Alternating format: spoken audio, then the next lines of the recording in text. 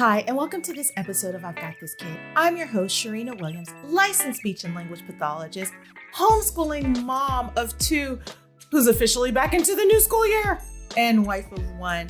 I'm here to discuss everything speech, language, play, development, and everything else that falls in between, y'all.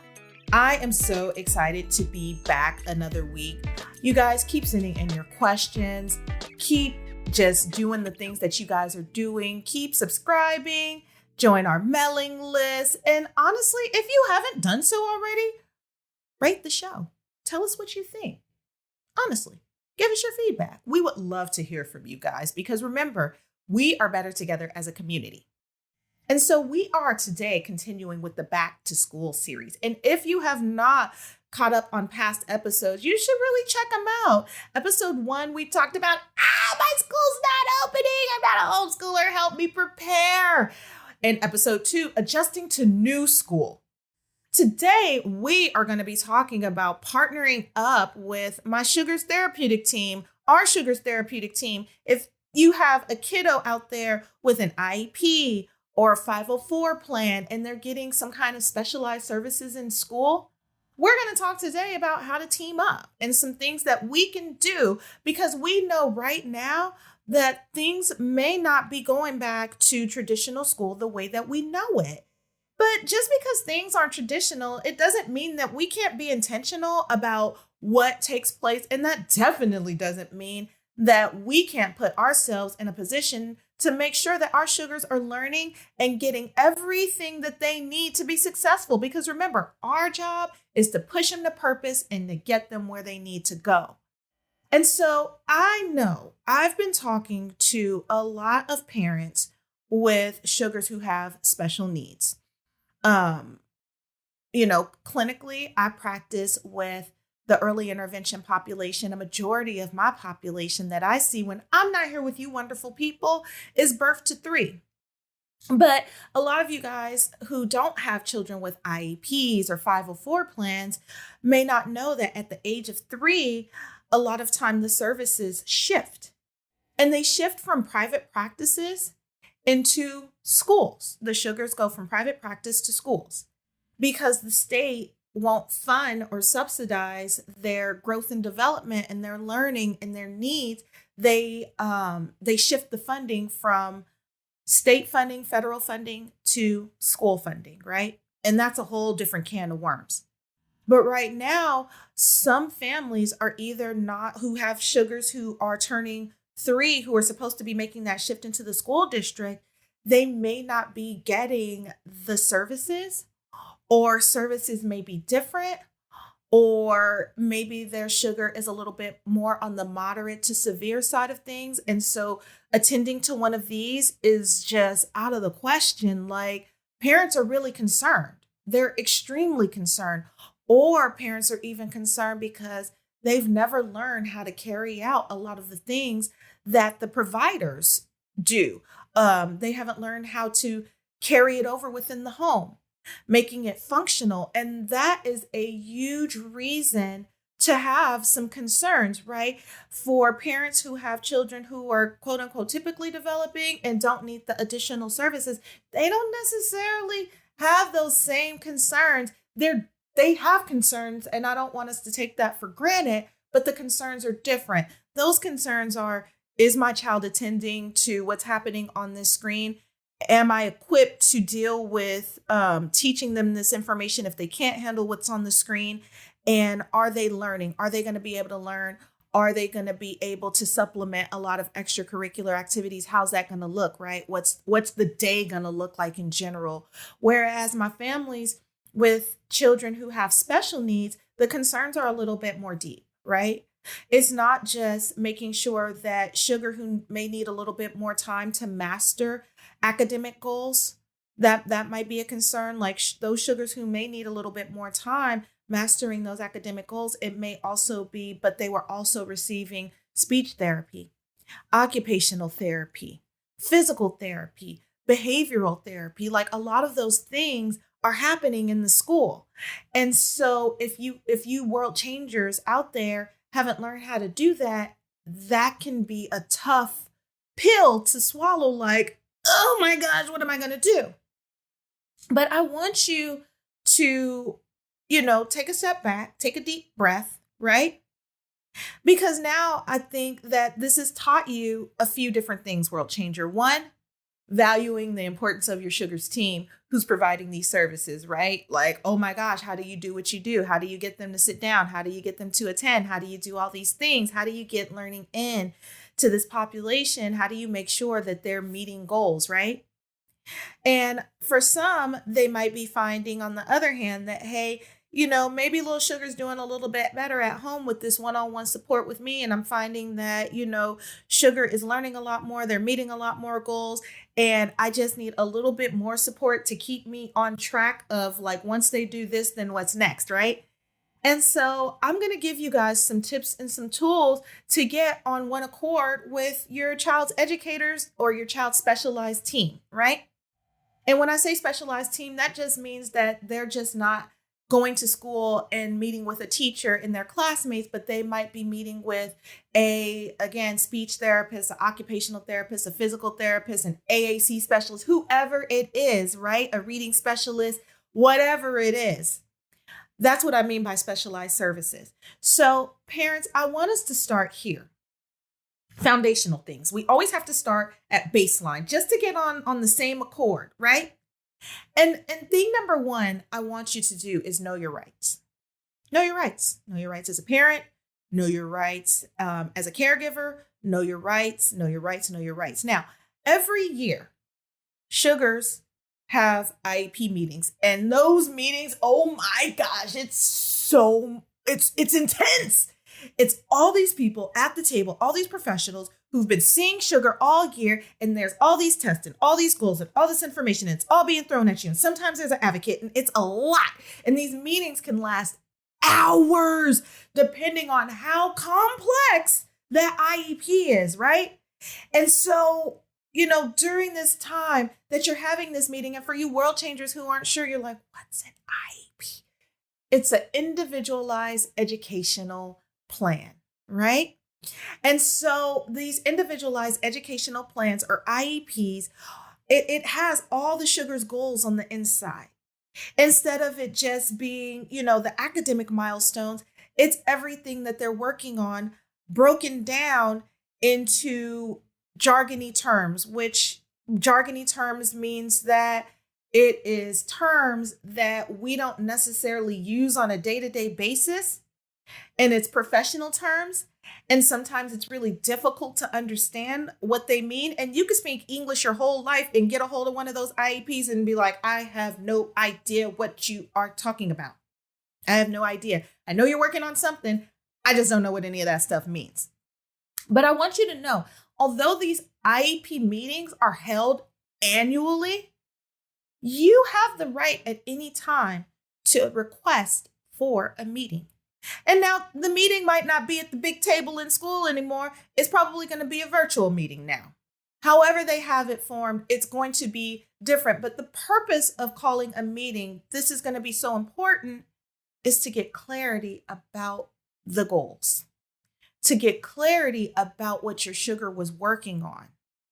This is the time for you to understand from the provider's perspective, the things that they've been moving to, because I've talked about this before in past podcast episodes, is that the educational institution, their job is to make sure that our sugars are getting their academic needs met.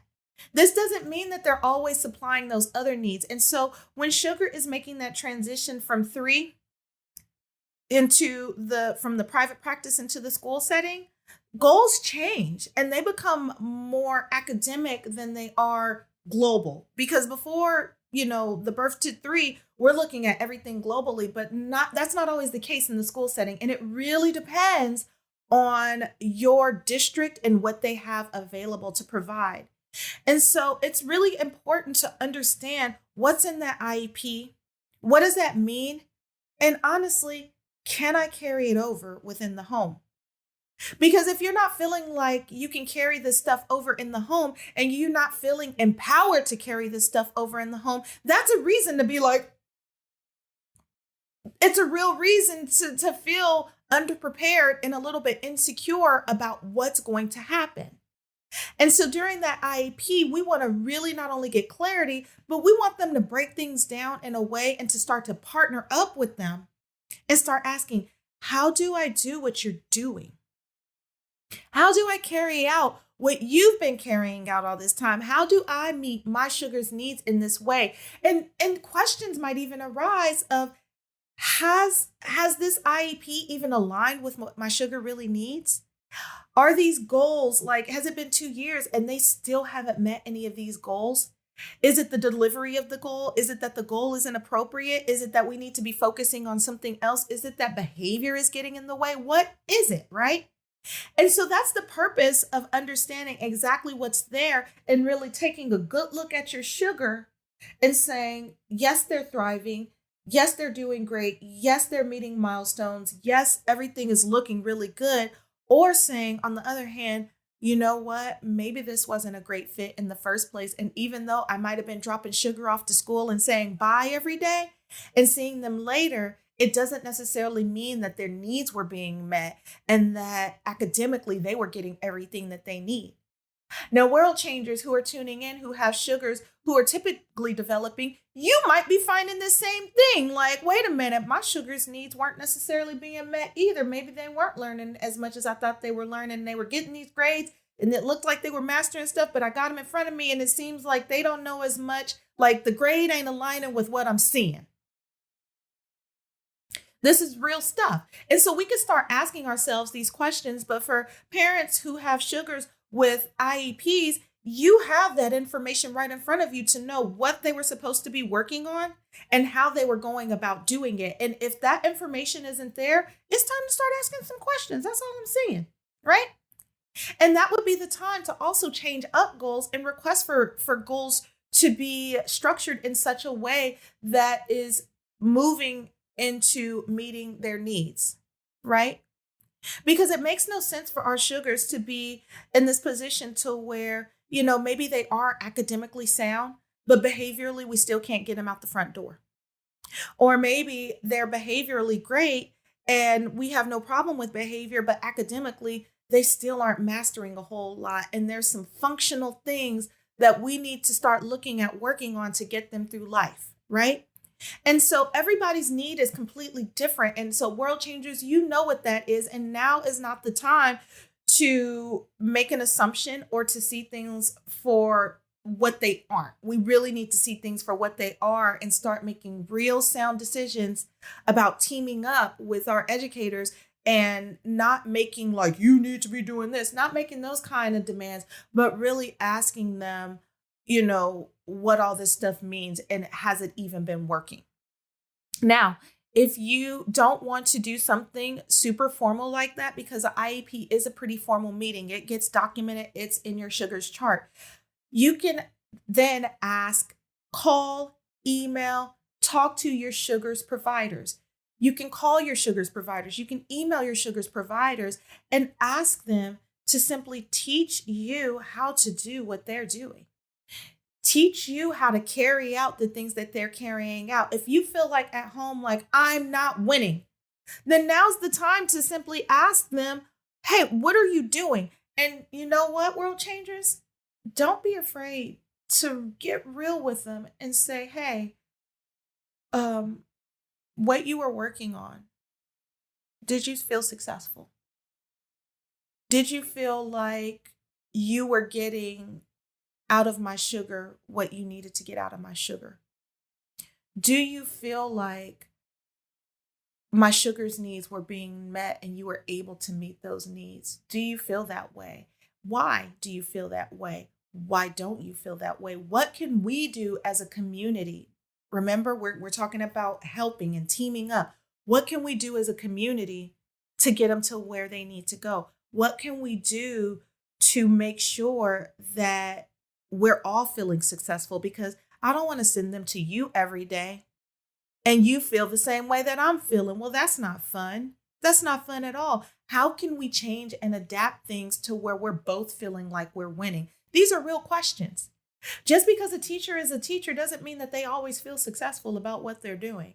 And they may not always feel like they're highly supported, but it's our job to come in and to help them along the way and to meet them and to band together. World changers, there are sugar at the end of the day, and we're accountable for them.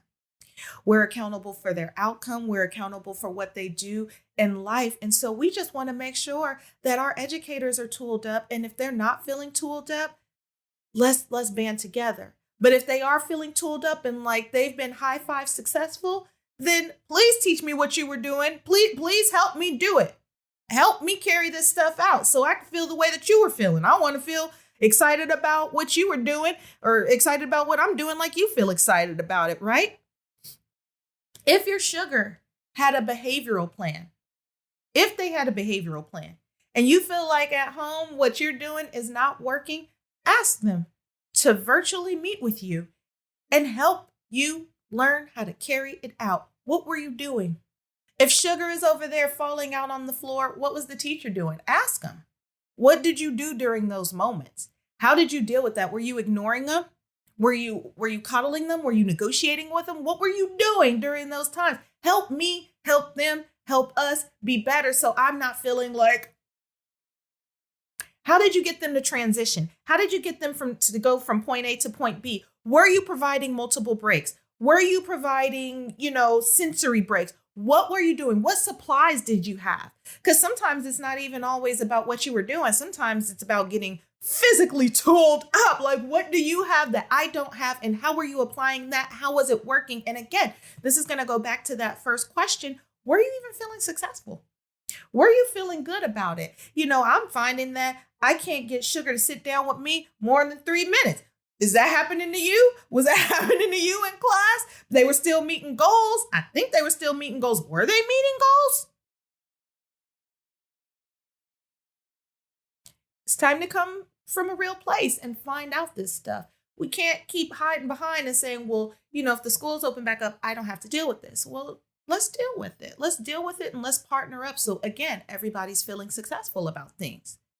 And so by you virtually meeting up with them, it's really putting you in a position to where not only are you empowering yourself, you're empowering and helping your sugar, but you're also helping your sugar's teacher feel like they get the support that they need and they are part of a community to help, your sugar meet their educational and lifelong needs, right? And just make sure as you're going through this process that you are coming from a place of humility and that you are trying to establish a partnership. It is so important to come about this and go about this as a partnership versus an I versus you. We don't have time for I versus you right now. Everybody's learning together how to adapt. And so I want you to be able to come from a place of humility and just say, I genuinely need your help. And if that specialized instructor is not equipped to provide your sugar's needs, because some people specialize in different things, right? Then maybe it's the time for you to ask or request somebody else who can meet your needs a little bit more, or ask for additional support, or ask for a different set of eyes. It's okay to ask for a different set of eyes. I tell families in a heartbeat, I might not be the therapist for you because I know my therapy model and I know how I like the plan to go. And I am very parent forward. I coach parents. I put parents at the forefront, and that's not for everybody, right? Some people just want the therapist to just work with their sugars. And I know that that's not me. And so you have to be able to just ask your specialized instructor, like, is this style a fit? Is it a fit for my sugar? Have you worked with kiddos like this before? What did you do? Right? And you don't have to be mean to ask that. And you don't have to be rude or disrespectful to ask that. It's just coming from a real place, because your goal at the end of the day is to tool yourself up to get your sugar to where they need to go. We're pushing to purpose, right? And so the benefits of all of this, right? It's more opportunities for generalization. And I talked about that in my last episode as well, episode 2, adjusting to new school, and really starting to think about how to generalize what was happening in the classroom to start happening with the home. Because the more opportunities we have to generalize goals, to generalize the things that are learned, it's easier for our sugars to master. And the more we practice, the easier it honestly gets for us, right? You can't try to ride a bike one time and think it's going to work great, right? You got to practice again and again and again and again until you master it. And that's why they say that if you get off a bike, you get back on, you can do the same thing again. Well, that's kind of like generalization. The more you practice, the easier it becomes. And so you can get right back into that established routine, no matter what takes place, right? The next benefit is that, again, it provides more of an opportunity for a partnership between you and the educator. I want us to really be thinking forward. I want us to be thinking ahead about how important it is for us to not be here and the educators to be over here, and for us to move closer to here. And for us to start recognizing our role within the educational institutions as it pertains to our sugar's growth and outcome, and that we're making sure that we're partnering with the teachers as much as possible, and the teachers are partnering with us to make sure that sugars are getting exactly what they need from an individualized basis, right? Every kid is different. Every sugar is different. Everyone needs something individualized. And this is for typical sugars and atypical sugars. Everybody looks a little bit different. And we just want to make sure that we're getting, a partnership so we can tool our sugars up the right way. The next benefit is that it provides more opportunities for advocacy. The more we understand about our sugars, the more we understand about their needs, the more we can come into the classroom setting instead of saying, that's the teacher, they know what they're doing. They're the professional, they know what they're doing. You're the parent, you know something about your sugar, especially now. If you've been paying attention to your sugar, you've been at home with them for the last few months, don't take for granted what you know about your sugar. Don't take for granted what helps them learn. And instead of it being, you deal with it, let us deal with it. Well, I found that sugar does this. They learn really great when there's light music on. Have you tried that? I learned that if I give sugar a break every 5 minutes, then I'm able to really get them through the whole subject within, an hour or within 30 minutes or whatever time allotted slot you have. But being able to advocate on your sugar's behalf and not just make assumptions, remember, professionals have a general idea about diagnosis and we have our experiences from past sugars, right? But you as the parent, you have firsthand knowledge that we don't have. And that's why we need to make sure professionally that we're valuing what the parents are saying, but also parents don't undervalue what you know. Come in as an advocate, come in saying this is the stuff that we really, really need, and make sure that it really aligns with your sugar. Please don't try to shoot for the moon and we haven't even, got to the clouds. Let's make sure that stuff makes sense and that we're building towards whatever it is that's appropriate for them, right? And that's how we advocate and that's how we partner, right? The more that we know and the more we come like this, the better things are. And it also provides us more opportunities to steer our sugar into purpose.